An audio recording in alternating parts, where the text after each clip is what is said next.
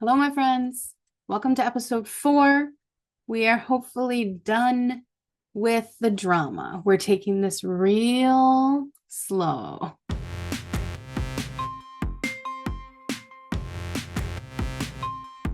The plan today, getting the red in there. It's adding the spacing. I still don't know exactly what shape I'm gonna do. I am praying that I have enough blocks to do something interesting. I have completely let go of caring that it is anything like what I wanted it to be in the first place. I am totally ready just to get the red in there and keep going because it's gonna look so good when it's done. And it doesn't matter what problems that I have in the process because I always forget those. It's just gonna be a cool ass bag when I'm done with it. So I learned today, I was reading a book about quilting, and I learned today that the squares that aren't the 9 patch are called spacer blocks, like obviously, but I never heard that before. So today we're making the spacer blocks. Something that happened while I was making those blocks is that I systemized it just because I did so many of them. When I did the first 22, I basically cut them down to whatever I was able to cut them down to, and I figured that I would modify it as I went, which is fine. But the second 40, the second batch, are all except maybe two and an eighth. And the first one is 2 and a fourth or 2, and most of these are 2 and an eighth. So I'm going to go back to that first batch and I'm going to cut down the 2 and a fourths to 2 and an eighths because I now have a better understanding of what the actual size is going to be. So that's task 1. And then task 2 is cutting 60 probably spacer blocks. And then task 3 is laying it out, seeing what it looks like, and seeing if I need more background. So let's get started. So first things first, I need to cut these down. This is the original 22 that I made in the first place.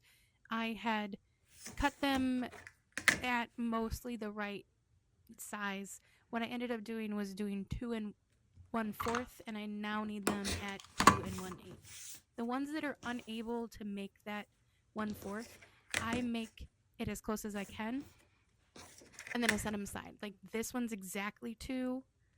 This one's very close to 2, so I'm gonna cut off that top, and I'm gonna set them aside. I did end up using those in the end. So on my ruler, this is a quilting ruler. It's my favorite thing because it has all the lines, because I'm not going to remember what all of these are. I just know it's the third line or the second line or whatever. In this case, I really wanted them to be a quarter, which would be this line. But they were not big enough. So I know that this next line up is the 1/8 line. So everyone in this pile is 2 and 1/8. So it covers until here. So the ruler itself, you have to make sure you know what you're looking at. You have an inch here, you have an inch, half an inch here. When I started that cut, I had it the wrong way. So I had to really think about, that's a half inch, and that's a quarter, and that's a half. It's much easier just to flip it around and use the actual inch. Every cut that you need is here. There's a 30, a 45, and a 60 degree. There is every part of the square that you could need. There's half, there's quarters, there's eighths, and there is up to 24 inches. So if this isn't enough room, just flip it around. There have been many times where I just started cutting and realized that I was cutting at a half an inch and not an inch. It is just something that you have to get used to. The other thing is if you're using rotary cutter and your fabric doesn't split, here, let me do one. So I said that I need to cut these at 2 and an eighth. So instead of using the side with the half, I'm going to turn it around and use the side with the full inches. So I have 2 inches. And then an eighth is These lines here are also sizes. So your 1/8 is right here. So I know if I go there. So these are sized. So an 1/8 is here, right? This guy, this little one. So I know this way, if I position the fabric so that it is lined up with these larger middle ones, then I know that I'm at an 1/8, or I can just use that 1/8. So 1, 2, 1/8, 1/8, 1/8, 1/8, 1/8, 1/8. When you set it down, look where you are here, and then look here, and then look here, and then look here. Because just because you have it in the right spot over here does not mean it's anywhere near the right spot over here. So I'm going to come back here, and I'm going to cut.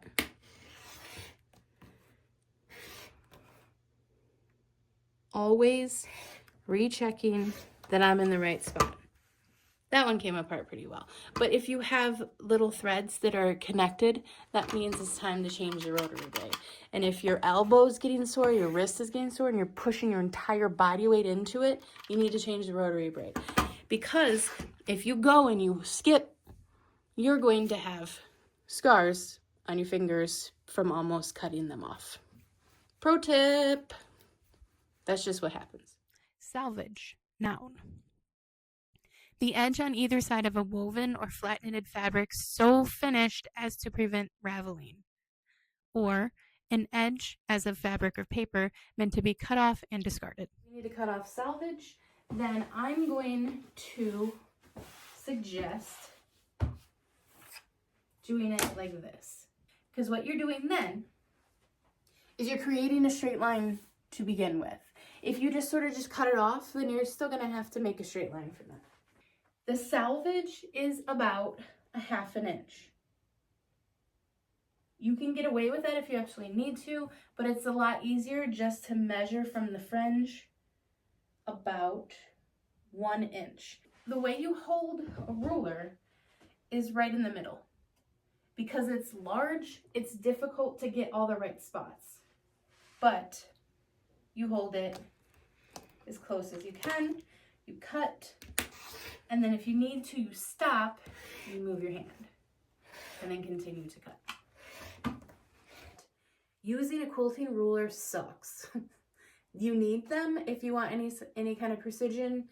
There's a million different kinds. You can use the one that works best for you. However, learning the actual mechanics of using one is really hard.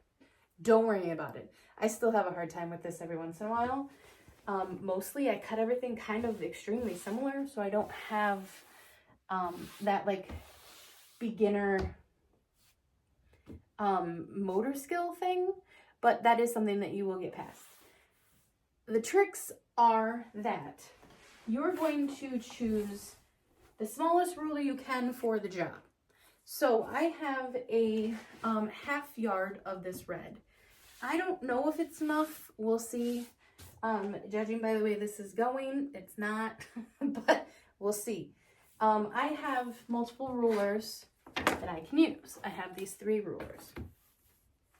So these 3 rulers are 2.5 by 12.5. This is what I was using for the squares to square them up. This one is 24 by 3.5. And this one is 6 by 24. 6 by 24 is sort of a must-have because you can do so much with it. But I find that the big guys, they move easier. So I am going to elect to use my 3.5 by 24 because it's the smallest ruler that I could use for this job. The fabric itself depends on if you're left-handed or right-handed. If you're right-handed and the fabric is on your right side, then that means that from this side is where you're measuring and then you're cutting. So right-handed, your fabric is on your right side, your ruler is on your left side. So this is how you're starting. And you have your rotary cutter. You're going to flatten it out as much as you can flatten it out, because every little movement messes with everything. Flatten it out. Now, you're probably on a mat, like 90% chance you're on the mat. The mat is useful for giving you some information, but I do not use the mat because same thing, it moves slightly all the time. But you can use it to give yourself an idea, probably 85% perfect at glance at if it's straight, but again, it's probably not that straight. So take a ruler. On the right side of the ruler, could be either, flip it so that on the right side of the ruler is your inches. Put it down. I always do that because it flattens it out. And actually look at it, like spend time to make sure that it's in the right place. We're not lining the ruler up to the measuring part of the mat that we're cutting on. I don't know why that was so difficult to get out. We're not doing this in this, we're doing this in this. So we're lining up, here's the top. We have that, we got it, we got it, we got it. So all the way down, we have 2 1/4. So I'm going to cut it. And it's already moved, but it's okay because it pushed this and my hands are up here. So just take your time and make sure all the way up it's in the right spot. You can move it slightly with the blade. And before we go too far, let's figure out how many we can get out of each cut. So this is about 20 inches. So 20 inches divided by 2.185? No. 20 divided by 2.125 is 9.4. So we can get 9 out of each of these. So if we need 60, we need 6 of these. And we've got 2 of these, so I'm gonna make 5 of these.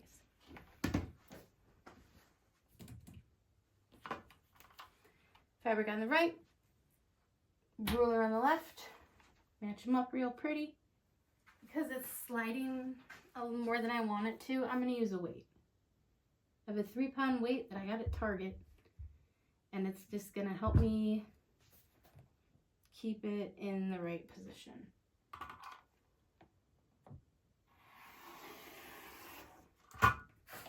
Much better. That's 3.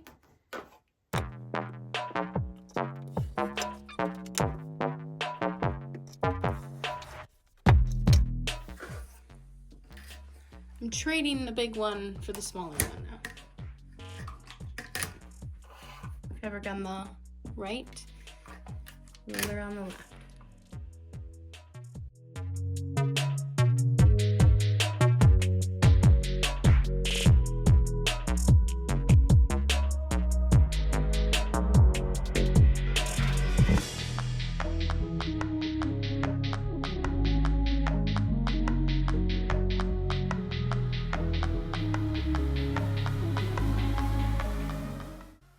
I've cut 55 of these little spacer guys. I might need more. I might not need this many, but I'm just gonna start laying stuff out and see what happens.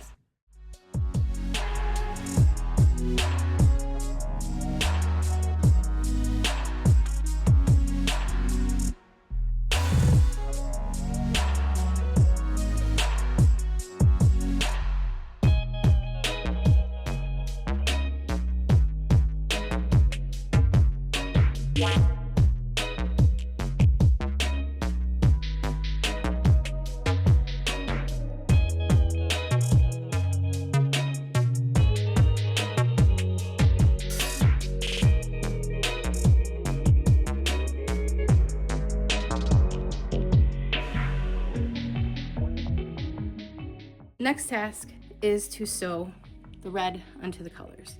And I'm just gonna batch them and sew them on.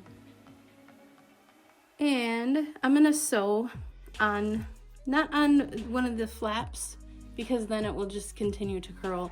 I'm gonna sew it flat on one of the sides that has the openings the open seams.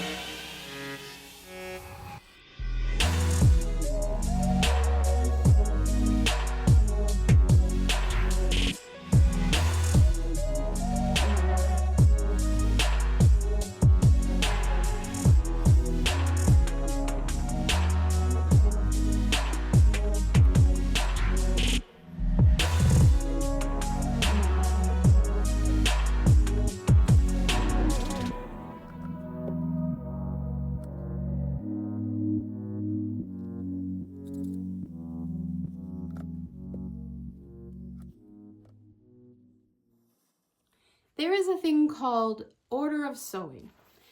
So usually when you make something that is a square made out of squares, you can just say square, sew on, sew on, sew on, and you just sort of start at the top and work your way across. In this case, it's a little bit more complicated than that. I was able to do a solid block because I know in the middle it's a solid block. What I have to do is fill in the spaces around it. So I'm going to put this towards the top so that I know that it needs to go to the edge, so I just put it at the edge. The next thing I'm going to do is say, I want this to go here because that fills the space pretty well. I want this to go here because that fills that space pretty well. And then I need to fill there. I need to fill here. It's going to get complicated. I bet 20 bucks that I'm gonna sew one of these on wrong and I'm gonna have to take it apart and put it back together again. Sewing on wrong and redoing it is part of the quilting process. So now I have this space here, so I'm going to use these. And I know that if some of this peeks out, I can use a strip of red. Now I have this spot here and this spot here. This spot here is pretty easy. I can just put red in, just like that. Spot here, same thing, I'm gonna use red. And the reason I'm gonna use red here and not another square is because if I put another one in there, like say this one, I'm gonna have to cut through here. And there's so many seams right here and it's so dense that it's going to make it difficult to sew through that spot. And it's a 3/8 inch seam allowance, so this is going to get hidden enough that it's not going to be noticeable that there isn't another square there. The other thing that I could opt to do is to find one of these colors and put that color there so it's got a continuation of the color. But I think that this is going to be fine, and if it's not, I'll change it. So that's going here, this is gonna go here, and it's completely covered. So now we have to think about order of sewing. This is complete. So the easiest thing to put on next is these three. So once I put these three on, the next easiest thing to do is this one and this one. And next is this one. So step 1, step 2, step 3. I might need that guy. Step 1, step 2, step 3, step 4, step 5. It's going chunk, chunk, chunk, chunk.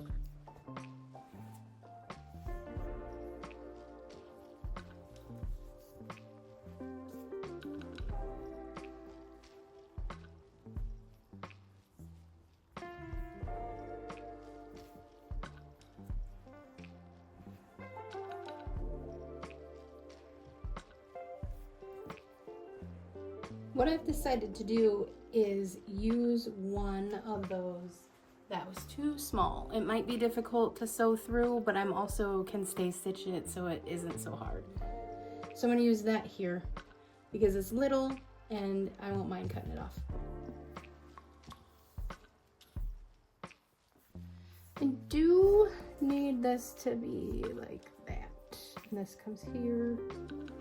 That's pretty good. goes here, and that's pretty good. This is gonna come in, and I need something here. Right here. And then I need right here. You know, and it's gonna irritate me, so I'm just gonna fix it. Which means I have to take out this, and then I have to take out this. So that's a seam ripper. Actually, just do as I say, not as I do. Don't do that. It's horrible for your stuff. But it's midnight, so that's what's happening.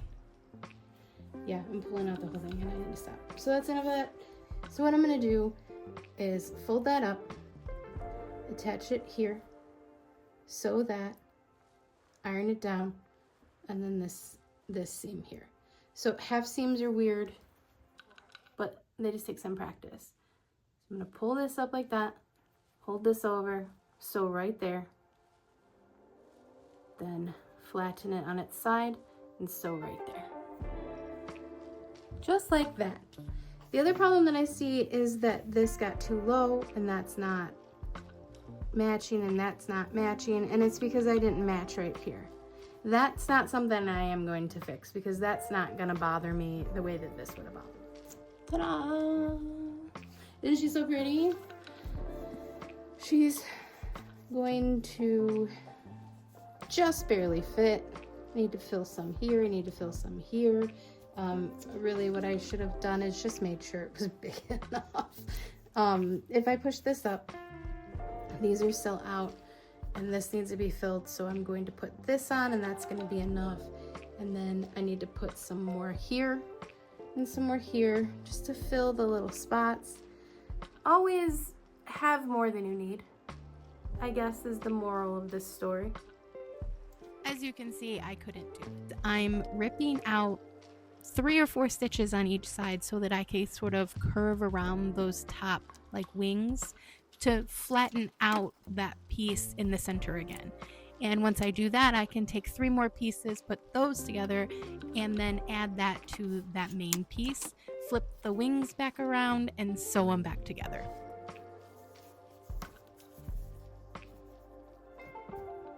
It's covered, yay! There it is. At this point, I'm trying to figure out how to do the joiner piece on the bottom, because you can see here that I started making some blue and red checkerboard. And the reason for that is because I still don't have enough 9 patches. And I really was at the end of the selection of these colors. It didn't work out. As you can see here, I was like, why not some jeans? So I cut up some jeans. At this point, as I'm recording this audio, I have no idea if I'm actually going to use those jeans, but it's going to get cut. You see why people use a plan. People use a plan so that they don't have to go back and modify and make changes and decide and I like doing that. If you sew like I sew, it's the problem solving that really makes me happy and makes me feel like I've done something with myself, and it makes me feel like I've accomplished something. So doing every step as it happens. Sometimes I forget things, sometimes I do things wrong, but things like this or this, I don't consider wrong. What would be wrong is if I didn't cut enough 9 patches, or if no, it's not even there's no wrong. If there's no plan, if there's no outline, if there's no, this is the order that you need to do these things, and if somebody's not giving you what you have to do, you can't do it wrong. And I like that I can't do it wrong. So it's fun. That's what's fun. However, now that I have one of these complete, I can use this as a template for the back piece. I'm going to piece this without recording because you've seen all of the skills. I'm just going to make another one of these and then I'll make the underneath. So the next video is going to be how to baste these, picking backing. I like this side just as much. Picking the backing, basically the quilt sandwich. So video 5 is going to be a quilt sandwich, and how to hand quilt, because I will be hand quilting these too. And that's all. Thanks so much for watching. Thanks for sticking with me through that last video. Please comment if you have any questions. Please let me know what you like and what you don't like so that I can cater the videos even more. Very importantly, subscribe. So the next video that comes out, it'll let you know it comes out and you can follow along with me on this little journey. Thank you all. Have a good night.